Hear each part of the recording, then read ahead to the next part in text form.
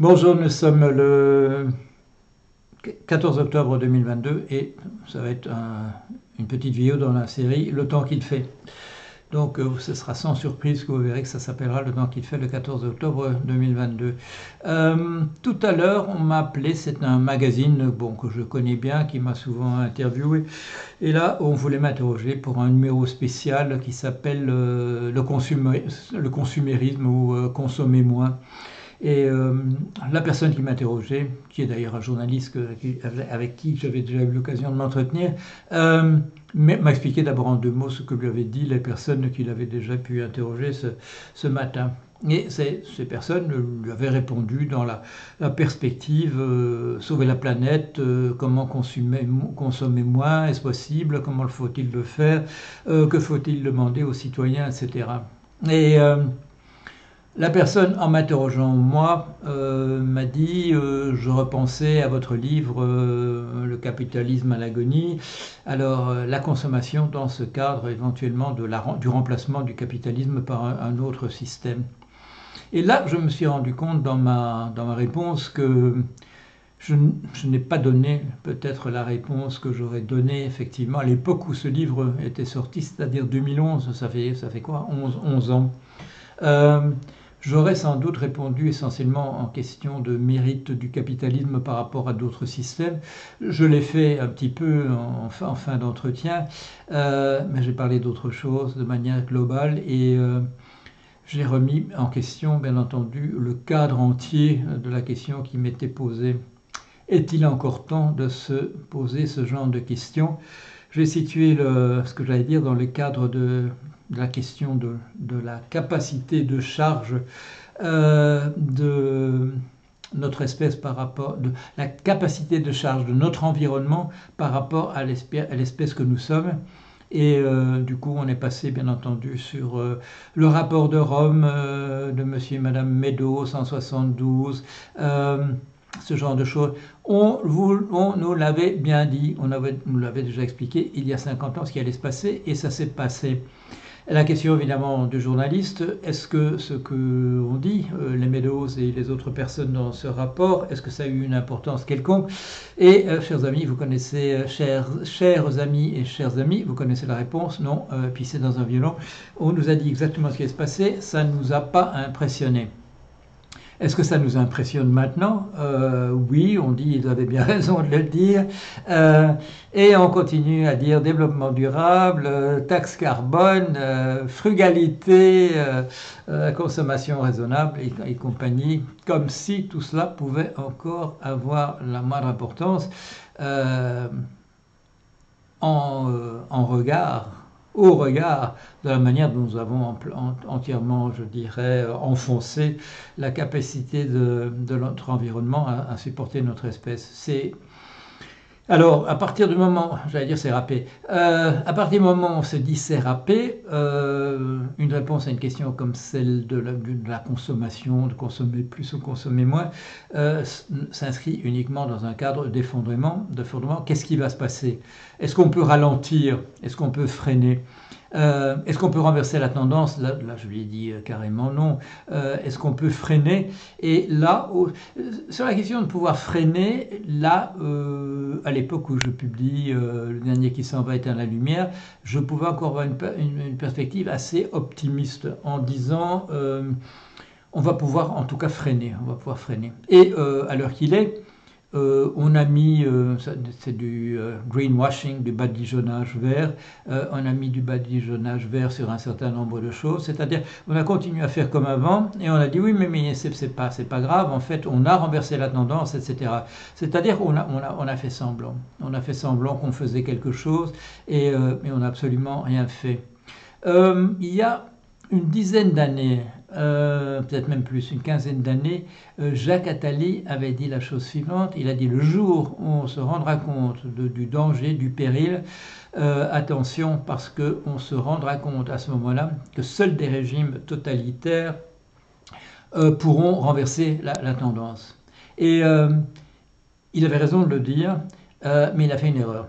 Il a fait une erreur parce que ce qu'on voit maintenant se profiler comme régime autoritaire, ce ne sont pas des régimes qui se mettent en place pour renverser la tendance, ce sont des régimes qui se mettent en place, élus par des personnes qui nient qu'il existe purement et qui nient purement simplement qu'existent les problèmes qui sont les nôtres. On l'a vu avec le Covid, les gens, un certain nombre de personnes, qui sont des gens qui votent, quand ils votent à l'extrême droite, ces personnes vous disent le problème n'existe pas. Quand on parle d'effondrement, quand on parle voilà, justement de capacité de charge de l'environnement complètement défoncé, ces gens vous disent le problème n'existe pas. Alors, qu'est-ce que ça veut dire? On va voir les régimes fascistes, mais est-ce qu'ils vont réparer les choses? Est-ce qu'ils vont essayer de renverser la tendance? Non, ils vont dire que le problème ne se pose pas. Ils vont dire que le problème ne se pose pas. On peut dire à ce moment-là, oui, dans la perspective, je dirais, un peu ancienne chez moi, que ces régimes fascistes sont les marionnettes des plutocrates, des oligopolistes, etc., qui se trouvent en arrière-plan. Mais tout ça perd un peu de son sens parce qu'on est dans un cadre où d'effondrement généralisé, où, comment dire, tout ça n'a plus beaucoup d'importance. La seule chose qui va importer pour nous, c'est au niveau de la vie pratique, est-ce qu'on va pouvoir... Comment va-t-on vivre dans ce processus d'effondrement? Déjà que la vie se termine normalement par des accidents ou par la vieillesse accumulée. Mais là, tout ça risque de se précipiter. Nous en avons en avant-goût avec l'invasion de l'Ukraine par la Russie. Il y a seulement, 6 mois, il y a seulement, non, on va dire en décembre l'année dernière, il y a 9 mois. Il y a seulement 9 mois, quand je parlais de risque de guerre thermonucléaire, les gens me regardaient avec un petit sourire amusé en disant de quoi il parle, le malheureux, c'est déjà Alzheimer ou bien c'est une démence d'un autre type. Maintenant plus. Je parlais à la voisine tout à l'heure et on a parlé de ça. On n'a pas entré dans les détails, mais enfin c'était manifestement le cadre dans lequel on parlait. En 9 mois, tout à coup, tout le monde se rend compte de ce qui est en train de se passer. Tout le monde n'analyse peut-être pas déjà en termes d'effondrement généralisé, mais bon, chacun par un bout commence à comprendre qu'il se passe quelque chose qui est beaucoup plus global. Des guerres, problèmes d'approvisionnement. On a échangé aussi avec la voisine la question de comment on va se chauffer cet hiver. C'est des choses dont on avait déjà discuté, je veux dire, entre nous. Est-ce qu'il y aura du gaz? Est-ce qu'il y aura de l'électricité? Est-ce qu'il faut trouver du bois? Des choses de cet ordre-là. On commence à réfléchir, je dirais, en termes d'économie de guerre au niveau des ménages. On commence à dire... je regarde, comme me dit la voisine, je vais essayer un peu de regarder les actualités ces jours-ci. On entre dans un régime comme celui-là. Et là, quand on vous pose la question, est-ce qu'on ne devrait pas se déplacer davantage à vélo? Là, j'avais fait un calcul il y a quelques années et j'ai dit le chiffre qui m'était passé qui me revenait comme étant, mais c'est peut-être pas le bon chiffre, mais j'avais calculé que si en pensant à la masse critique de gens qui doivent changer de comportement pour aller dans un sens par rapport à un autre. Si j'ai bon souvenir, j'avais calculé que pour le fait de passer au vélo à partir de l'automobile, pour que ça fasse une différence, le souvenir c'était de l'ordre de 200 ans, 2 siècles. Quand on me demande quand tout va s'effondrer, je dis 2030. Si on prend 2022 plus 2 siècles, ça ne fait pas 2030. 2030 vient bien avant cela. Hier, quelqu'un fait un commentaire sur mon blog. Je parlais du plan C. Le plan C, c'est... Bon, le plan A, c'est sauver la planète pour nous. Là, vous m'avez compris, si vous m'écoutez un peu depuis 2016, quand j'ai vu que là aussi, pas plus que les Meadows, le livre que j'ai pu écrire n'a eu la moindre importance. Personne n'en a tenu compte. Si, on m'a invité ici et là pour parler de ce que je proposais, mais rien ne s'est mis en marche véritablement dans ce contexte-là. Alors, parler en termes d'effondrement, ça ne parle pas aux gens non plus. Il faut parler je dirais, des choses qui s'annoncent ici et là et essayer d'interpréter ça. La montée du fascisme, bon, je ne vous parle pas de l'Italie, c'est fait. La Suède, on parle aujourd'hui d'un gouvernement dans lequel l'extrême droite sera là. On parle de quoi comme ministre en Italie, d'un type qui est un grand collectionneur de mémorabilia de Mussolini et de choses autour de cela. J'aurais jamais rêvé de ça, bien entendu. Je n'aurais pas pensé que c'était encore possible dans ma vie de voir ça. Bien entendu, en France, en Belgique, aux États-Unis. Les États-Unis, c'est intéressant parce que ça se passe un peu, je dirais, à ciel ouvert. On peut regarder véritablement ce qui se passe. Et donc là, quelqu'un, hier sur mon blog, quand je parle du plan C, qui le plan B, selon moi, c'est le plan qu'on parte de la planète parce que c'est cuit sur notre planète. Réparer, ça c'est le plan A. Le plan B, c'est d'aller sur d'autres planètes, dans ce système solaire-ci ou ailleurs. Le plan C, c'est simplement de concentrer nos efforts sur la production de robots ou de machines, voilà, mais qui nous remplaceront, qui garderont un tout petit peu de notre conscience. Et quand on me demande pourquoi faire ça, je dis que voilà, il me semble important que la conscience, et c'est bon, on pourrait me dire c'est un truc qui n'a absolument aucune importance, pas pour moi, pas pour moi. Moi, il me semble important que nous sommes une espèce dont nous n'avons pas la preuve qu'il y en ait d'autres, qui a conscience de l'existence de l'univers en tant que tel. Et ça me paraît à moi essentiel comme un héritage de transmettre ça à d'autres créatures qui seraient elles aussi conscientes de l'existence de l'univers en tant qu'univers. La plupart des gens me diront mais j'en ai absolument rien à foutre. Je comprends ça, mais moi non. Moi ça me semble important. Avec l'apparition de l'être humain, il y a eu ce phénomène de la conscience. Comment s'appelle-t-il? Schelling. C'est Schelling qui a formulé ça pour la première fois à l'époque. Bon, ami de Hegel, prédécesseur et un peu de Hegel. L'être humain, c'est la manière dont l'univers a pris conscience de lui-même. Alors bon, il ne faut pas le formuler comme ça s'est fait tout seul, mais ça me paraît quelque chose d'essentiel. Est-ce que c'est ça qui va me guider dans cet effondrement pour le temps que je peux encore y passer? Je crois que oui, véritablement. Excusez-moi, qu'est-ce que c'est que ça? Oui, véritablement. Je crois qu'il est important que nous continuions à faire ça. Quand je regarde maintenant ce qui se passe aux États-Unis, c'est très important pour nous, effectivement, parce que c'est la montée d'un fascisme de manière tout à fait inexorable, dans un pays qui nous ressemble et qui montre essentiellement que les institutions de type démocratique, elles ne sont pas faites pour empêcher, elles ne permettent pas, ce ne sont pas des rembarbes suffisantes quand une partie importante de la population, comme de l'ordre de 30%, comme aux États-Unis, s'est ralliée au fascisme comme le mode de vie qu'ils ont choisi. Pour les raisons que je viens de dire, parce que cette pensée complotiste d'extrême droite, en fait, quand on dit complotiste et d'extrême droite, en fait, ce sont des synonymes. Ce ne sont pas des gens qui proposent des solutions. C'est un rassemblement de ceux qui disent il n'y a pas d'épidémie, il n'y a pas de réchauffement climatique. Le premier stade, malheureusement, de la révolte chez l'être humain, c'est de nier que le problème existe. Bon, vous savez, après, ce qu'on vous raconte, après il y a la colère, après il y a l'abattement, et ensuite il y a la réconciliation. On n'a plus le temps pour tout ça. On va avoir les régimes fascistes, et c'est eux qui vont nous enterrer en précipitant la chute, bien entendu. Regardez ce qui se passe en Angleterre. C'est la déliquescence de ce système démocratique, on l'a eu comme ça en quelques semaines après la démission de M. Johnson. Je ne dis pas qu'il fallait le garder, mais avec Madame Liz Truss, on a un système.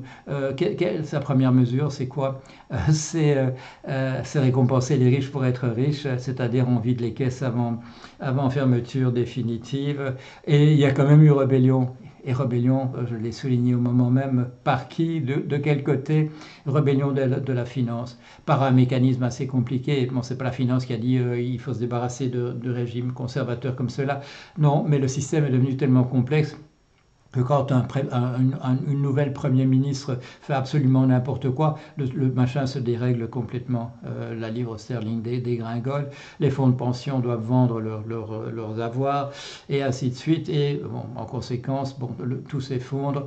Elle a dû faire machine arrière, elle a dû virer, je ne sais pas si elle a déjà fait, c'est une question de minutes, elle va virer son ministre des Finances, et on va essayer de revenir à quelque chose qui, si on a encore le temps, qui est le prélude, bien entendu, de la fin de ce Brexit imbécile et du retour de la Grande-Bretagne, s'il a encore un petit peu, je dirais, de jugeote et s'il lui reste quelque énergie du retour au sein de l'Union européenne, on en a besoin plus que jamais. Mais, besoin plus que jamais, pourquoi faire encore aux États-Unis, voilà, le rouleau compresseur. On a beau accuser Trump de tous les maux, on a beau le poursuivre devant tous les tribunaux, le système est tel que des majorités comme des minorités comme celle de 30% de la population peuvent bloquer absolument tout, et c'est le cas de ce parti républicain dont on a découvert à l'occasion du coup, de la tentative, enfin du coup raté du 6 janvier de l'année dernière, 2021, qu'en fait il y avait une majorité d'électeurs du Parti républicain et d'élus qui étaient, voilà, non seulement des électeurs fascistes, mais aussi des élus fascistes qui allaient aller dans le sens de nier que selon le fonctionnement démocratique des institutions, c'est M. Biden qui l'avait emporté, va le nier, continue de le nier. Et on a beau accumuler les preuves, voilà, que Trump est un gredin, il y a éventuellement, même au niveau je dirais, du fonctionnement des institutions qui donne un poids démesuré aux campagnes par rapport aux villes, aux États-Unis, il y a potentiellement la possibilité qu'il revienne à nouveau comme président. Et là, là, ça va être la grande fiesta, parce qu'on aura non seulement un proto-fasciste, mais on aura un vrai fasciste au pouvoir, avec des institutions qui iront dans son sens. Et bien entendu, qu'est-ce qu'il va faire? On va continuer, on va renverser toutes les protections qui avaient été mises assez inefficaces, mais quand même pour essayer de protéger l'environnement dans un processus de dégradation généralisée, et ça va être la précipitation du mouvement général. On n'est pas loin d'une guerre thermonucléaire. Là, à ce moment-là, on a la garantie que ça ait lieu. On nous dit oui, mais du temps de Trump, enfin bon, ça c'est l'extrême droite qui nous dit ça, du temps de Trump, il n'y a pas eu, Poutine n'a pas envahi l'Ukraine, et la réponse est bien simple. Avec la complicité de Trump aux États-Unis, il n'y avait pas besoin de faire une guerre. On serait retourné vers une annexion pure et simple. Et d'ailleurs, Trump y a bien travaillé. Ça a été d'ailleurs le motif de son premier impeachment, de sa première destitution, qui n'est pas passée en raison d'une majorité de type fasciste au Sénat américain. Ça n'a pas eu lieu. Alors les amis, je vais quand même poser la question de continuer à faire des vidéos comme celle-là pour renforcer des portes ouvertes. Il y a un élément qui joue, c'est que avant que je sois psychanalyste à temps plein, parce que, bon, rappelons les choses par leur nom, je suis maintenant psychanalyste, on m'appelle de tous les côtés, maintenant je suis psychanalyste à temps plein.